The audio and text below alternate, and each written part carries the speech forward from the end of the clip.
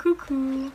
Il y a quelques jours, donc il y a peut-être 2-3 jours, j'ai posté quelques photos de mes cheveux, enfin de moi, mais on voyait vraiment mes cheveux dessus, d'il y a peut-être 3-4 ans. Donc en gros, j'ai fait une petite story évolution capillaire sur Snapchat où on voit mes cheveux des débuts, donc quand j'ai commencé à en prendre soin naturellement, jusqu'à aujourd'hui.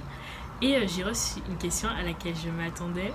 Et d'ailleurs, j'avais déjà prévu de faire cette vidéo avant de recevoir la question. Mais le fait que je l'ai reçue m'a conforté dans mon idée. Qui a été: comment tu as fait pour passer de cette texture à celle-ci? Donc là, j'aurais inséré les photos et tout. Donc, je m'attendais vraiment à recevoir cette question. Surtout parce que, j'avoue que la différence est flagrante. Et je sais que beaucoup de personnes se posent cette question en fait.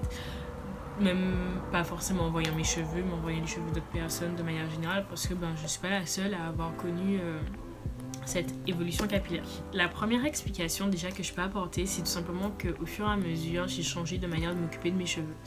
La première photo, donc celle-ci, ça faisait vraiment pas longtemps que je m'occupais de mes cheveux correctement, donc ça faisait peut-être 3-4 mois.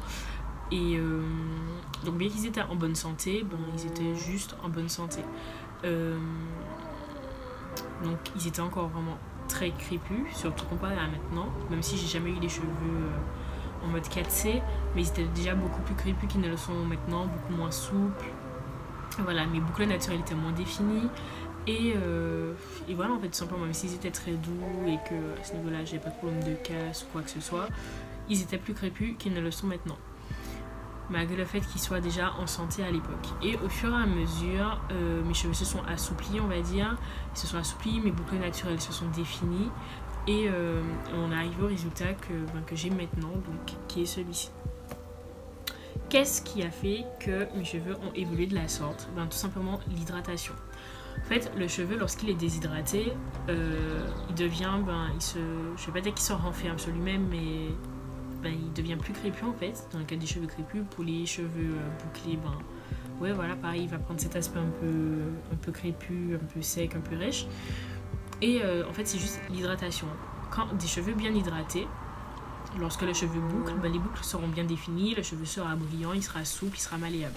Même s'il est très crépus, voilà, il sera plus souple qu'un cheveu qui est déshydraté. Donc en fait, c'est juste que pendant maintenant 3 ans, 4 ans, j'ai fait en sorte d'hydrater mes cheveux correctement toutes les semaines. Ce qui fait qu'au final, mes cheveux ont gagné un stade d'hydratation qui fait que maintenant, ils sont plus souples qu'ils ne l'étaient avant, parce qu'avant, ils étaient moins hydratés que maintenant.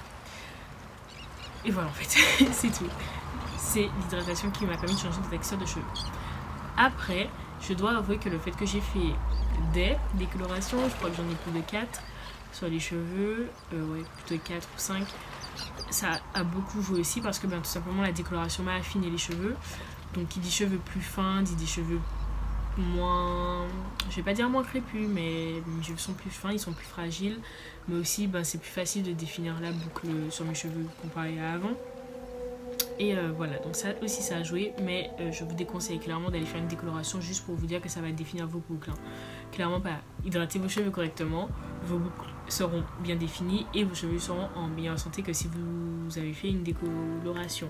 Parce que maintenant je suis contente, mes cheveux sont quand même en bonne santé, j'aime ma couleur de cheveux, mais mes cheveux sont quand même plus fins qu'ils ne l'étaient avant, et mon ancienne texture de cheveux me manque, parce que mes cheveux étaient plus, je vais pas dire plus épais, si, ils étaient un peu plus épais et ils avaient plus de texture, je saurais pas comment l'expliquer, mais voilà, je préfère ma texture en racine que ma texture au niveau des pointes. Donc voilà, je déconseille la décoloration, mais ça aussi j'ai prévu de faire une vidéo dessus. Et voilà, donc le secret en fait, c'est juste l'hydratation qui permet de faire évoluer la texture de cheveux. Soyons clairs, on ne va pas passer d'un 4C à un 3A parce qu'on aura blindé nos cheveux d'hydratation, c'est pas possible. Simplement, le cheveu sera en meilleure santé, il sera plus brillant, il sera plus souple, plus malléable, les boucles seront plus rebondies parce que le cheveu sera mieux hydraté. Donc en fait, c'est juste l'hydratation, la clé de tout, comme on le dit tout le temps en fait.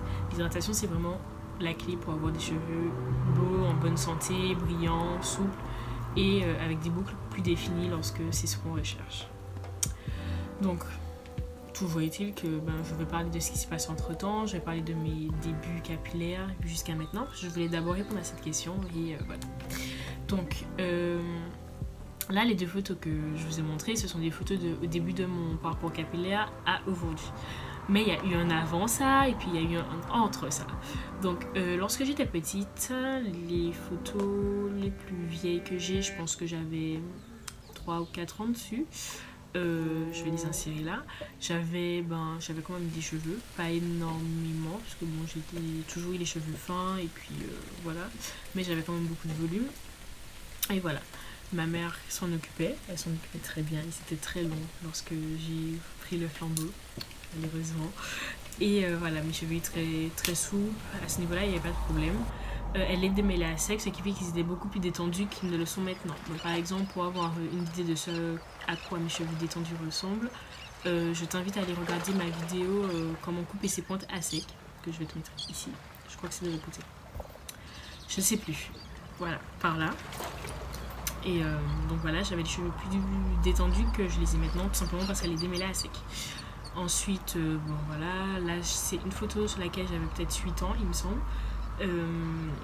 Mes cheveux étaient lâchés. D'ailleurs, je vais mettre la photo du même jour, mais le soir, on voit la différence parce que l'humidité est passée par là.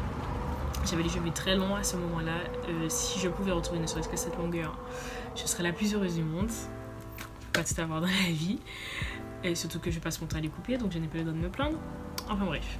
Donc après ça, j'ai pas vraiment de photos de l'époque où j'étais au collège. Enfin, faudrait que je les retrouve, mais honnêtement, je ne sais pas où. Donc si entre temps j'en retrouve, je les mettrai, mais je ne pense pas. Donc là, à l'époque, j'avais toujours les cheveux très détendus parce que pareil, je les démêlais à sec, mais j'ai perdu beaucoup de cheveux parce que je les cassais. Je les cassais lorsque j'ai commencé à m'en occuper seule, tout simplement parce que je savais pas comment on les démêlait, je savais pas comment on en prenait soin. Ça a été compliqué, j'ai perdu énormément de longueur à ce moment-là. Je suis passée peut-être du milieu du dos au niveau des épaules. C'est pas rien, en peut-être 2 ou 3 ans. Et après, j'ai commencé à m'en occuper naturellement. Donc là, c'est la photo du début que j'ai montrée tout à l'heure. Ensuite, on va voir l'évolution de mes twist out et après de mes wash and go, quand les wash and go auront intégré ma routine. Et là, on va voir de plus en plus de différences. Ne serait-ce que mes twist out du début que j'adorais à l'époque n'ont rien à voir avec les derniers twist out que j'ai fait niveau définition. Alors c'est bête, c'est exactement la même méthode. La seule différence, c'est qu'au début je n'utilisais que du beurre de karité et maintenant j'utilise un leave-in et du beurre de karité. Mais même ça, avec le beurre de karité, je trouvais que c'était bien défini. Et même maintenant, si je vais utiliser seulement du beurre de karité, ce sera bien défini. Mais en fait, l'hydratation de mes cheveux est tellement présente maintenant, on va dire, que ça prend beaucoup plus la forme des vanilles que ça n'apprenait à l'époque. Alors qu'à l'époque, je trouvais déjà que c'était énorme. Donc voilà, je répète, l'hydratation, c'est la clé. Je pense que ce sera le titre de la vidéo. Et ensuite, on est arrivé à aujourd'hui, donc avec cette définition, plus cette longueur, parce que j'ai coupé mes cheveux il y a une semaine, juste avant de faire les nattes. Et voilà. Donc, j'espère que j'aurai réussi à faire un montage sympa, parce que là, je parle, mais il y a 0 photo à l'écran, il y a R.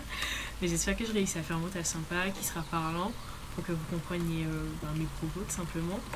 J'espère que la vidéo vous aura plu et que ça me permettra de motiver certaines qui hésiteraient peut-être à se lancer dans une aventure capillaire forte en émotion parfois. Et voilà, donc je vous fais de gros bisous. Si vous avez des questions, des commentaires, des remarques ou si vous voulez me partager votre évolution capillaire, les commentaires sont là. Et moi je vous fais de gros bisous et je vous dis à très bientôt. Allez.